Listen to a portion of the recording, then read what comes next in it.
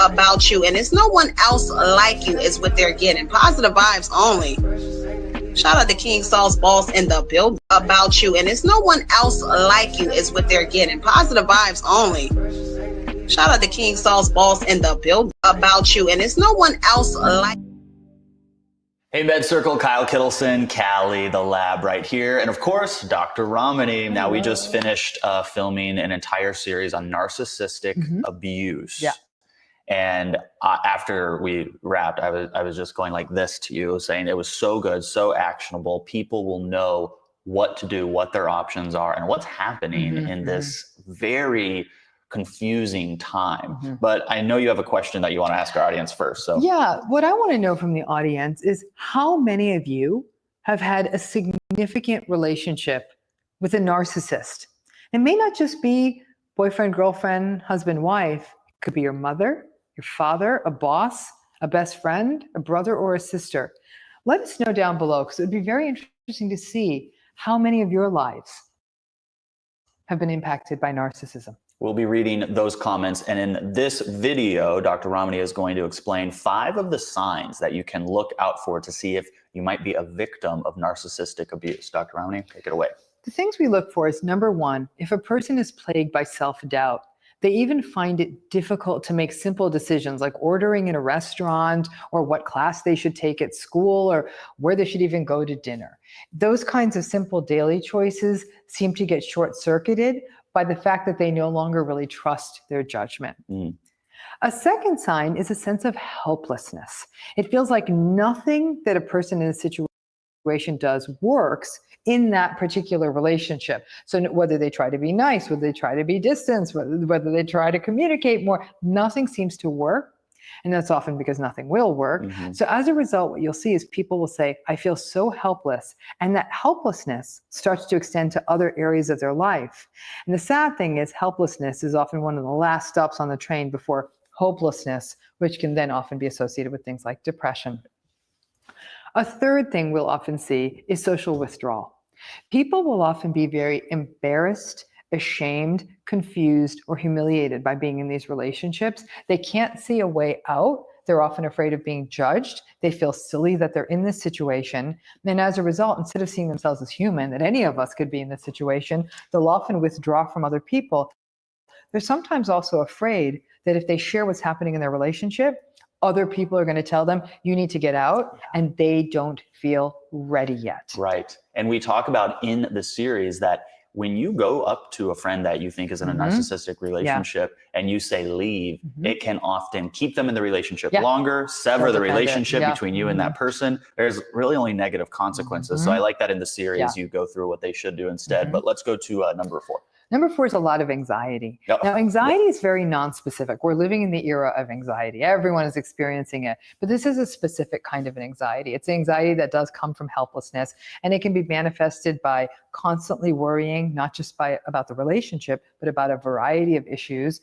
Anxiety about what will happen if this relationship ends. Anxiety about what will happen if this relationship sticks around. And then that can also impact other areas of life, like eating, sleeping. It just becomes sort of this overall sense of worry that can really overwhelm the person. Now, what about the final and 5th one? I think the final and 5th one is something I would call a chronic sense of second guessing. That it kind of relates to that sense of self-doubt, but there is second guessing about bigger ticket items. What if I had done this? What if I hadn't done this? And the challenge then becomes, as a person, often then becomes paralyzed when they're in these relationships. They tend to feel like they can't move any which way. They can't move to get out of it. They can't move to communicate about it. They can't even move in other areas of their life. So I guess it would be second guessing and paralysis that many people in these relationships feel like no matter which way they move, they're walking into an abyss. And so they feel absolutely paralyzed, absolutely stuck. And then they start to second guess every decision that they've ever made in their entire lives. And obviously these 5 signs, and there's lots of others, things like depression and sadness and sometimes irritability. People don't feel like themselves, but those 5 signs are the patterns we most typically see in people who are enduring narcissistic abuse. If those signs made sense to you, or you're thinking, hey, that sounds like something I've been through, you will definitely want to check out the series at medcircle.com. But while you're here, we're going to give you a sneak peek inside the series to explain that although at times you may feel, like you said, helpless and hopeless, there is actually help and there is hope. Here's an inside look with Dr. Ramani from the series. So why do they do this to people that they say they love and care about? When you ask that question, Kyle, it gets at two complicated things. Number one, what is love? We don't have time for that. We do and we don't, because I think that's a key. Because a lot of people say, he says he loves me. How can he do this? He must not love me. And I'm like, slow down, sister. He said he loves you. You're going to have to buy that. Here's the problem. This thing he's selling is love. Maybe it is, maybe it's not. It's like you go to a bar, someone give you a glass of wine, you're like, what the hell is this? It could just be grape juice. It could just be grape juice, right? So, in some ways, when narcissists are selling love, it's sort of like the grape juice of wine. It's something very superficial. It is something that lacks the depth that a healthy, intimate relationship has. It tends to be what we call very instrumental. And in that way, narcissists view human relationships as conveniences. So in other words, it's like this cup. Right now, I like this cup because it's going to give me what I want to drink, okay? Very convenient, and I'm actually quite focused on it now. In 10 minutes, I'm not going to give this cup a second thought because I don't need it. That's how narcissists treat people.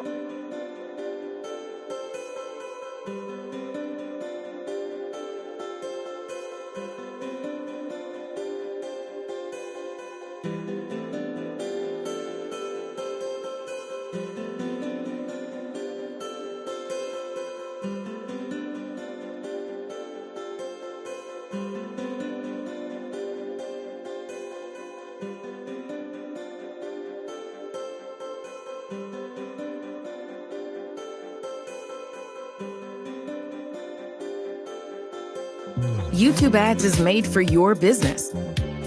Bring your brand to life with targeted video ads and connect with the perfect audience. Grow your business and reach your people with YouTube Ads.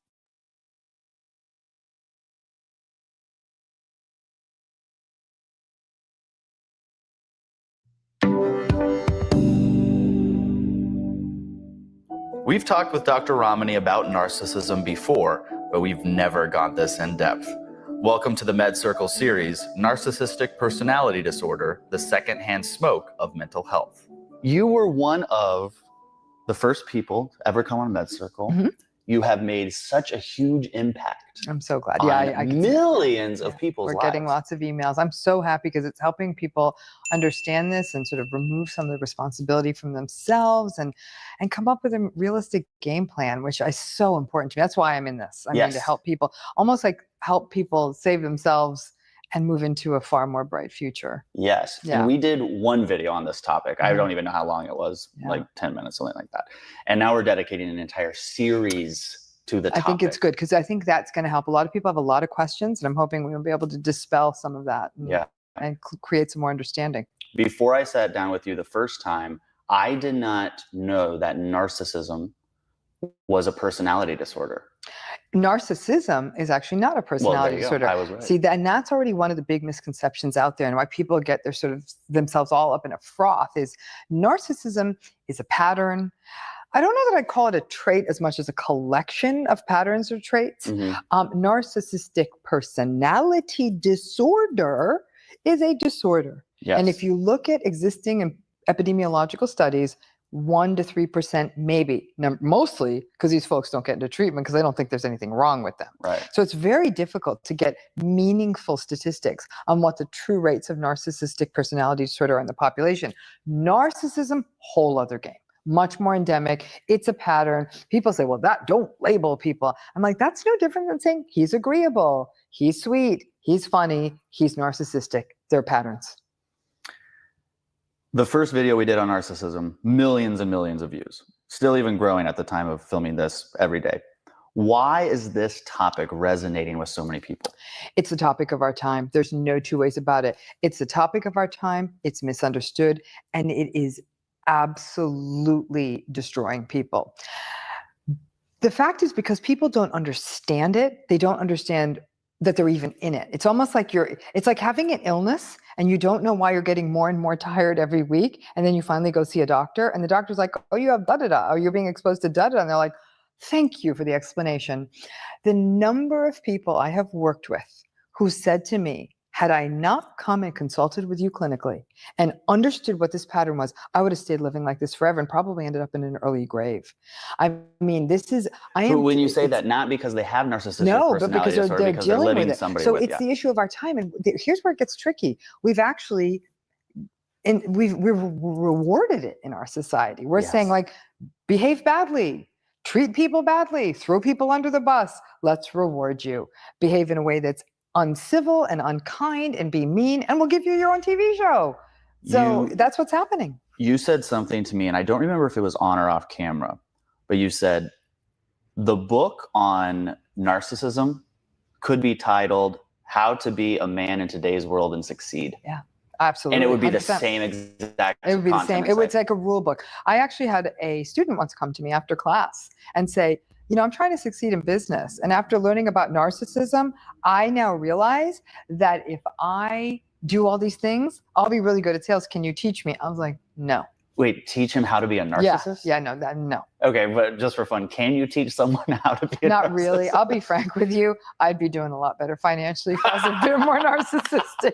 In fact, and they'll make so much money. Oh, they do. Yeah. The research is actually quite clear that a trait called agreeableness, which is actually quite opposite to narcissism. People who are agreeable are friendly, warm, open, gregarious, helpful to other people. They make significantly less income than people who are more antagonistic and narcissistic. Yeah. I mean, it costs you. Think about it. You know, like, oh, no, that's okay. You don't need to pay me for that. You know, that kind of thing. You're like the doctor who takes your payment in pies rather than money. You know, it's like that kind of thing. Just a nice thank you will do. I will take a cherry pie from time to time. You're not a narcissist. Can you still, though, be strict and successful and aggressive and make a ton of money and all these things without being a narcissist? I'm not sure. Even that answer is a really strong answer. You're not sure. I'm not sure. I haven't seen much evidence of it. I've seen some people really, really make it, but even they'll acknowledge, I had to play a little bit of hardball. I had to put my needs way ahead of someone else and not stop to think how this may hurt them. I mean, there was definitely a relative empathy deficit compared to a far more agreeable person. I just don't say business by and large is a zero-sum game. Yes. And I think when you're working in a corporate structure and you're having to answer to folks like shareholders and they don't care about sort of the rank and file employee, that's when the game changed. I still think when you had company towns and the guy who ran the factory still knew of the lives of the others, there was a bit more empathy. That's kind of gone.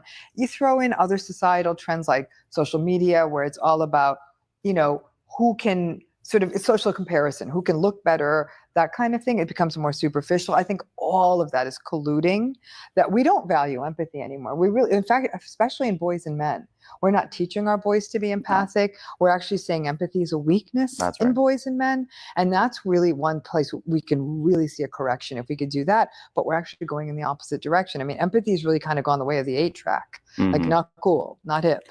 You said 1 to 3% of the population has been diagnosed with narcissistic Yeah, that's what the personality research disorder? studies show. And you know what? I think we get caught up in, like, people say it's my boyfriend, it's my husband, it's my wife.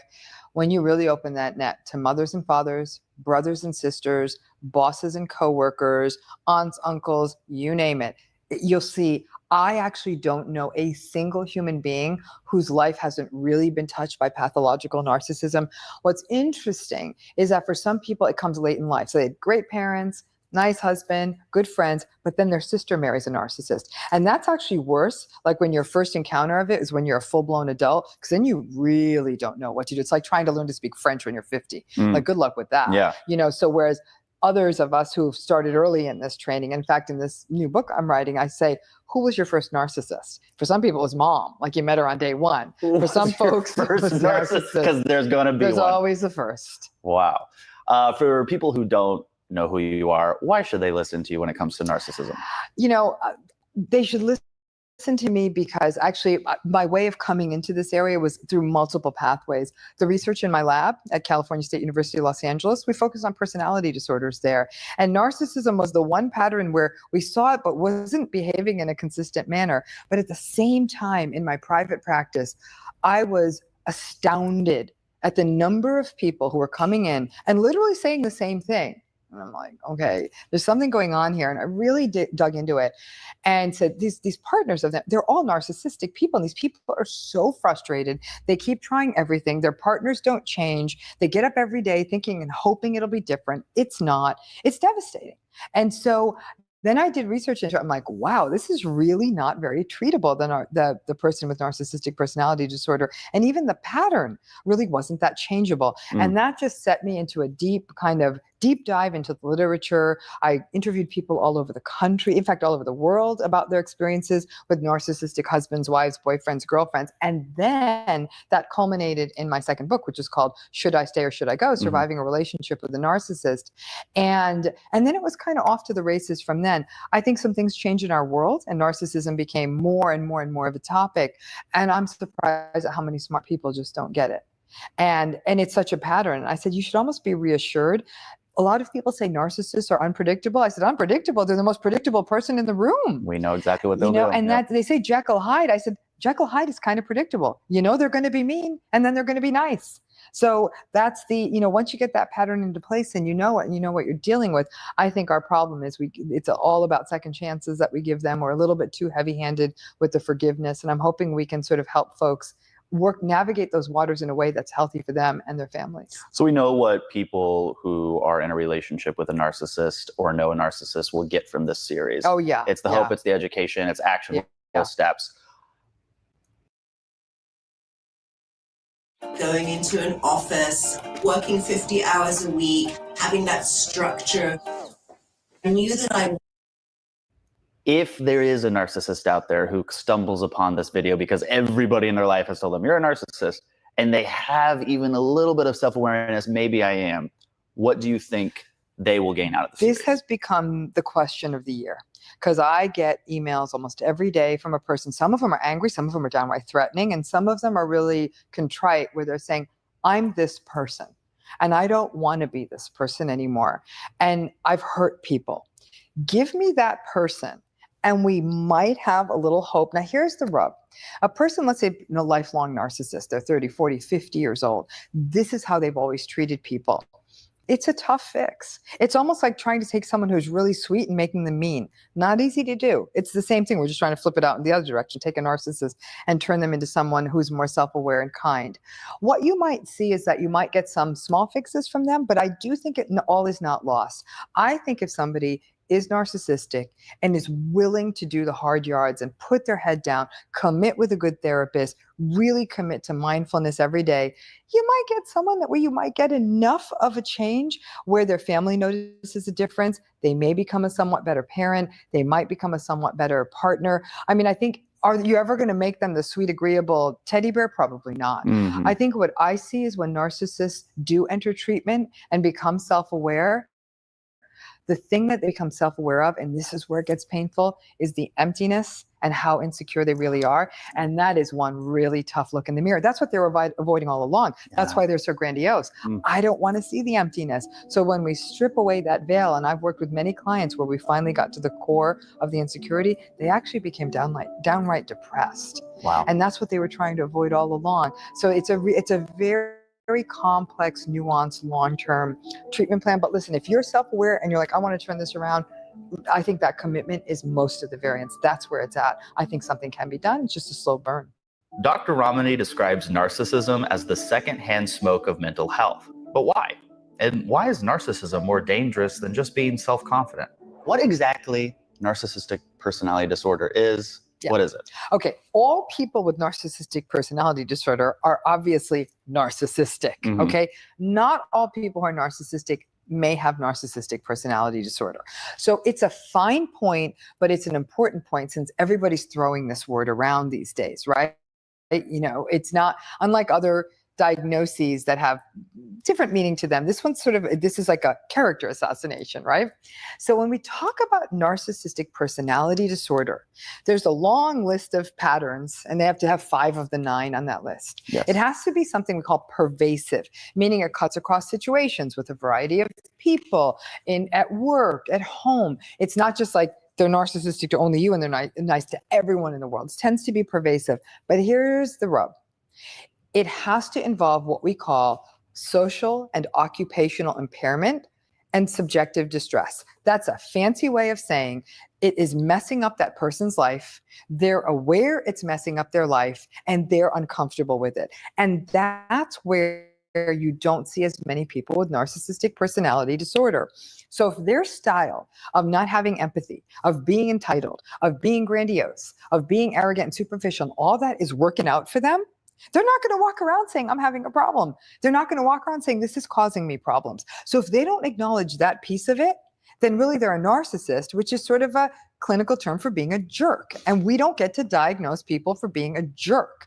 We may not like them, but that's not a condition we diagnose. We diagnose people because they're bringing in something that they're uncomfortable with or that's causing them problems. The best example I can give you is, let's say somebody's been using drugs for 2 years and their drug use results in DUIs and other problems in their lives. Okay. When that happens, they may themselves say, I don't have a problem with drugs, but I do have 5 DUIs and they did find me in the gutter and from my mom's house. So I guess, maybe there's a problem. In narcissism, they may recognize that, yeah, sure, I got in trouble at work and I was called out on this and that problem and I did cheat on my wife several times, but it's working out for me. Is that distress? He's being a jerk. So Dr. Francis is actually one of the architects of this diagnosis originally in the DSM. And he himself has come out very clearly and said, we don't get to diagnose somebody because we don't like them. That's not what this diagnosis is for. It's for somebody who's actually having discomfort and distress because they're behaving in this narcissistic manner. It's a fine point, but it's an important point. And here at Med Circle, I really want to be careful as we use these 2 terms, because I think a lot of the listeners don't know if their friend, family member, or boss has the diagnosis and may never find out unless that other person gets into treatment. And their friend, family member, boss might just be a jerk. They might be a jerk and they may say, why should I go get a diagnosis? There's nothing wrong with me. And if they're walking around saying there's nothing wrong with me and I'm fine, then according to the DSM, they're not. They're not. They're not they don't have NPD. No, that's it. And that's where people get upset. I get emails every day. Will you talk to my husband and tell him he has narcissistic personality disorder? I'm like, no, absolutely not. Please, I would love to do that. No win there. So that's a lot of the struggle here is that, and you know what? The pattern of narcissism, it's awful. They may be fine with it, but you as the recipient of that pattern, you're going to struggle with it. It's uncomfortable. It's one of those patterns that's really unhealthy for the people around it. I call it the secondhand smoke of psychiatry. Like being near a person who's narcissistic, it's as unhealthy as doing it yourself. Make your browser fast. Make your browser safe. Whoa, that is a great metaphor. Mm-hmm. NPD is the secondhand smoke of psychiatry. I'd say narcissism is the secondhand smoke of our time. You stand close enough to it, you're going to get sick. That's a huge deal for people because somebody might not get the diagnosis. Yeah, they just but they still have all these toxic behaviors that are affecting you. Oh, absolutely. And you know what? In some ways, the diagnosis is relevant because all that's doing is saying the person's having problems because of it. But if they're lying, manipulating, exploiting, raging at you, who cares if they have a diagnosis? That's not good for you to be in the presence of. And then it takes us back to that more critical issues. Why are people like this? They're like this because they're insecure. And that makes people feel guilty. Well, if he's insecure and this is why he's doing this, and that's what we're going to have to get to the core of. When does normal self-confidence cross the line into grandiosity? Self-confidence is a healthy state. And people who are self-confident don't need to blast their achievements from every rooftop and every social media platform. People who are truly self-confident don't need to talk over other people and their achievement. People who are self-confident don't require their achievements to be front and center and ahead of everybody else's. People who are self-confident are so confident in their sense of self and their achievements that they actually can stay quiet about it. In another video in this series, we'll talk about the different types of NPD, but I'll give everyone a preview from the original video we did, the communal narcissist. The communal narcissist. When you said it's that person who goes and volunteers on a Saturday, but takes selfies the whole time in a full perfect face of makeup, I go, oh, I so know that person. You know, and it's also the person who you say like, let's throw a gala. And you're like, but the gala is going to cost $10,000 and you're only going to make $500 for the charity. Why not just write the full $10,000 for the charity? Like, but I need the gala. They need galas. They need galas. They need parties. They need celebrations. And you know what? I'm smiling when you say that because I think smiling is one of my coping mechanisms, by the way, like laughter and smiling, because these are very deep and heavy topics. Yeah, and they're affecting a lot of everybody who's in a relationship with a narcissist. Which is almost everybody. And in a lot of cases, there are narcissists or people with NPD who are suffering. If you want to get down to the core of it, they are suffering because they're deeply insecure. And that's where, but do they experience it as suffering? I'll tell you this, like I said, with the people with NPD or narcissism, where we start peeling back the layers, by the time you get down to layer 10, and you start looking in the gaping hole, it's not comfortable for them. And your heart does ache for them because there's almost a childlike emptiness to them. I'm not saying I'd want to be in a relationship with them, though. I can tell you that right now. I mean, I can handle it for any time. Like for a person who actually has to live with that day in and day out, it's a nightmare. Are there common co-occurring disorders with people with NPD? People who have narcissistic personality disorder or even narcissistic traits, there are several co-occurring, we can see likely to happen. All forms of substance use disorders. A lot of times it's to fill the emptiness or to enhance alcohol use, cocaine use, a stimulant use, that kind of thing. So you'll see some of that. Depression. Can hang out together. A lot of it is that insecurity and that emptiness. It's not usual to see those two kind of hanging out together. But are they getting diagnosed with depression? Sometimes they're getting diagnosed with depression because they might be very irritable. We'll see that in men. What will happen is you'll sometimes confuse the two as well, because a type of narcissism we're going to be talking about today is called covert narcissism. People who are covert narcissists, they're a little bit like Eeyore from Winnie the Pooh. It's like, woe is me. No one understands me. How come the world is so unfair to me? And they seem so downtrodden that they look depressed. All of us will treat them as though they're depressed, and we're making absolutely no headway. And then one day you dawns on, you're like, oh, this isn't depression at all. So actually, quite frankly, we'll often treat the depressed. We'll think they're depressed before we'll think they're narcissistic. But wrongly so. Yeah. Again, just highlighting how important it is to get the right diagnosis. It really is, because these personality patterns also make treating other mental health conditions. For example, it's not unusual for narcissists to also be found coexisting bipolar disorder, which is also a very messy kind of issue to treat, because the grandiosity of the mania and the grandiosity of the narcissism often collide. So you'll see that too. And when I've worked with families of when they have adult children who are substance abusers, and the adult child goes into rehab, I'll also know that adult child has narcissism, and I'll ache for them, because they're thinking their child's going to go to rehab, not only come out sober, but sweet.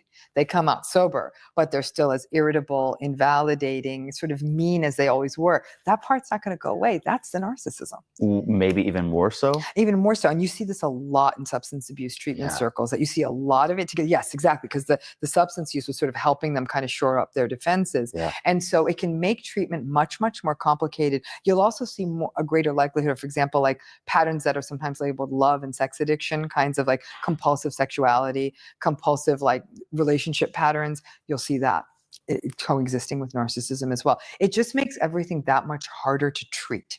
Yes. That's what it is, because you don't tend to get as much emotion. There's a lot more defensiveness. I know more than the doctor. There is a lack of empathy. There's a lot of projection. All this stuff really makes it hard to do really deep psychotherapy with somebody. With over 2 billion monthly users, YouTube ads makes it easy to expand your reach. How many different types of NPD are there? Well, there's different kinds of narcissism. Okay. Whether those translate into subtypes of narcissistic personality disorder. I once said there's 9 possible symptoms of narcissistic personality disorder, which means there's thousands and thousands of possible combinations. Right. But if we were really to look at it in 5 patterns that I've sort of broken down in my book, and this is based on the theoretical work on narcissism, drawing from other people's work. When we talk about the types of narcissism, they're not really subtypes of narcissistic personality disorder, but there are different kinds of patterns we see of narcissism. And I think it's important to see the differences because it shows us this doesn't look the same across everyone. And then some people say, well, that's not narcissism. The person I know acts like this. And I'll say, but it's a similar pattern. Let's get down to the brass tacks of what all narcissists look like. In all narcissism, we tend to see a lack of empathy, grandiosity, entitlement, superficiality, chronic seeking of validation outside of them, arrogance, and a real tendency towards rage, as well as a tendency to manipulate or exploit other people. Those you tend to see across the board to varying degrees. So let's start at the top with what I consider the most severe and problematic narcissistic pattern, and that's the malignant or the toxic narcissist. These are the folks that almost look like psychopaths. They'll exploit other people. They take advantage of other people. They lie, they cheat, they work the system to their advantage. They can often be quite successful. You might wonder, why am I not calling them psychopaths? They can sometimes feel remorse for what they're doing. I'm like, this isn't cool, but I just got to get this part done and I'll make it right. Mm-hmm. Whereas a psychopath wouldn't need to make it right. So there's just a really manipulative, mean-spirited edge to them that can be very unsettling. But when you first meet them, they're extraordinarily charming, extraordinarily charismatic, confident, successful. So that's sort of your malignant toxic type. You'll often see these folks running big companies, at the heads of government, all of that. Like they really know how to work a system. Wow. The next in the group is what I call sort of your classical grandiose narcissist. And that's what most of us think of. Mm-hmm. The person who's braggy, who really is entitled. I'm special. I deserve special treatment. It's almost like your celebrity narcissist. That's what your grandiose narcissist. They brag a lot. They show off a lot. Look at my new car, look at my new this, look at my new girlfriend. It's a lot of show and tell. They suck all the oxygen out of the room, all the usual traits, but they don't tend to be as exploitative and as mean as a malignant narcissist, but they are sort of your classical kind of narcissist. The next narcissist on the list, and this is probably the most mysterious one and maybe the most revealing to MedCircle listeners, is the covert or vulnerable narcissist. These are the woe is me narcissist. If the world could see how great I am, I'd be one of the great ones, but nobody gets me because I'm ahead of my time. And so you'll often find them sort of at home, huddled over their computer, being like a troll or like coming up with their next big plan, but they almost have a failure to launch a lot of the time. They can often look depressed. They seem vulnerable because they almost feel like the world doesn't get them. They're hypersensitive to criticism. But they lack empathy and they can be very entitled. Like, I deserve special treatment because, the world doesn't know this, but I'm the best. What's interesting about that is I listened to that, and when you would first meet somebody like that, you think, oh, they just have low self-esteem. Yeah, bingo. But all narcissists have low self-esteem, bingo, right? Exactly. That's why they're doing that. Exactly. So the covert narcissists, they lead with that, but it's almost like they feel like they have this sort of strange, I always say that the covert narcissist has this sort of weird pause. They'll say, yeah, I went to that college, but I guess nobody cares. And they'll do that weird thing. Like, okay, well, that's a little bit of a strange pause, but they're like, yeah, I already read that book, but why would you care? It's like one of those. They're like, wow, there's a little bit, there's an edge. It's almost like you're sticking your hand into a bucket of barbed wire. It doesn't feel good. It's like, even examples, even though they were just, random examples, I still feel the pain for that person. Oh, they feel the world pass them by. Yeah, but I don't feel the same way with a grandiose narcissist. You won't as much. No, yeah. The covert narcissist, though, ultimately will get to the point where they feel the world owes them something. The world owes me, and there'll be a real edge to them, because they seem really sad, and you'll often try to help them, and you'll wonder why they're so ungrateful.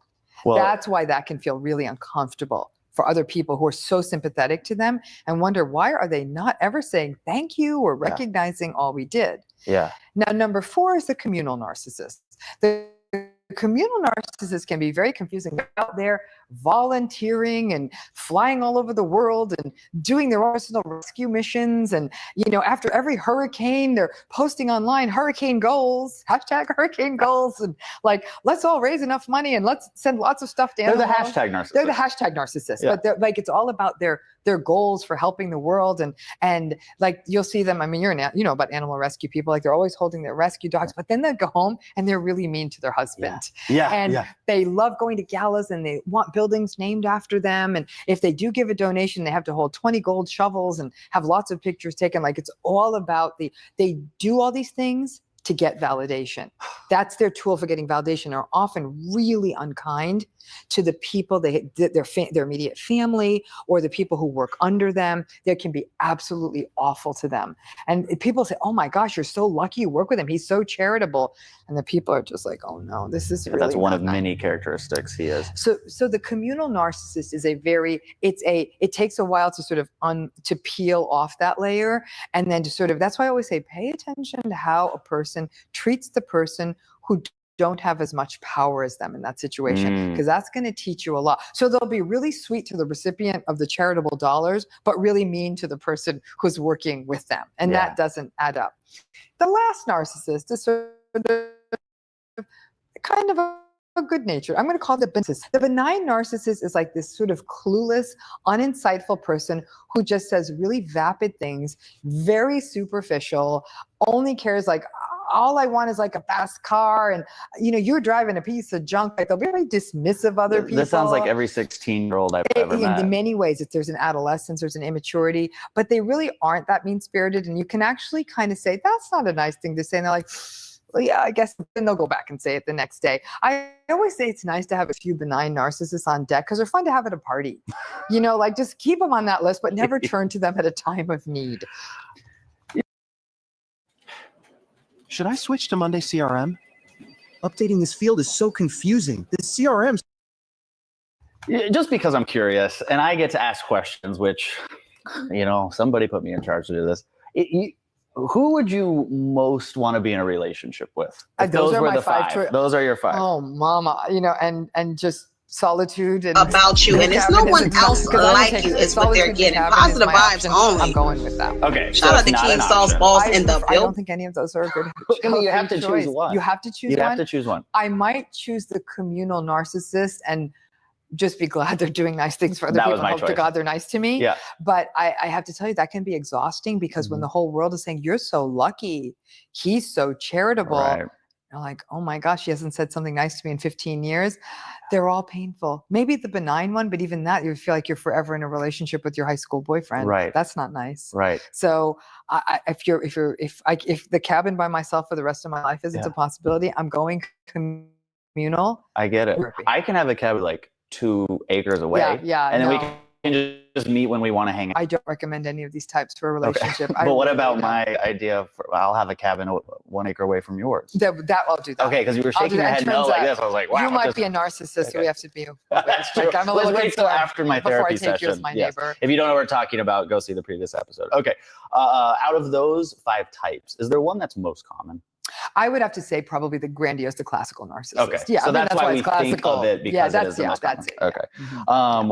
What am I not asking you about narcissistic personality disorder as it is defined from understanding it that I need to be asking? All the patterns I gave you are what you see are the 9 characteristics that a diagnostic manual like the DSM would require. What's really interesting is that our diagnostic manuals are now taking sort of a new direction in how we think about these personality patterns. And in the most, not to put too kind of bookish a point on it, but the DSM now views narcissism and all of the personality disorders through a new kind of a lens. And it looks at, for example, how a person views their own identity, and the narcissist's identity is very much caught up in how they're viewed by other people. So they don't have a core sense of self. Their sense of self is governed entirely by the world outside of them. That's actually a terrifying feeling. Like the only way I'm good is if everyone tells me I'm good today. That's very unstable. Right. We also look at goal setting. How do they set their goals? And narcissists set their goal in a way that will get them approval from either they set their goals unrealistically high so they can talk about the big goals they have, which they're never going to meet, or they set their goals a little too low so they know they're always going to surpass them. So, but no matter what, their goal setting, once again, is based on how they can talk to the world about these things. Then when we look at other areas, we look at empathy and their lack thereof. So now DSM is looking at this across all personality patterns, and people with narcissism don't have empathy. They look at people as existing to serve their needs. What can you do for me? And then I'll make a relationship with you. So that's why a lot of people say, but that narcissistic guy was really nice to me. I'm like, yeah, because he needed you as a sales contact. Yeah. And they're like, oh. Or they like the fact that you live in the right neighborhood in town. There's a need being served. And then finally, DSM is looking at narcissism through the lens of intimacy.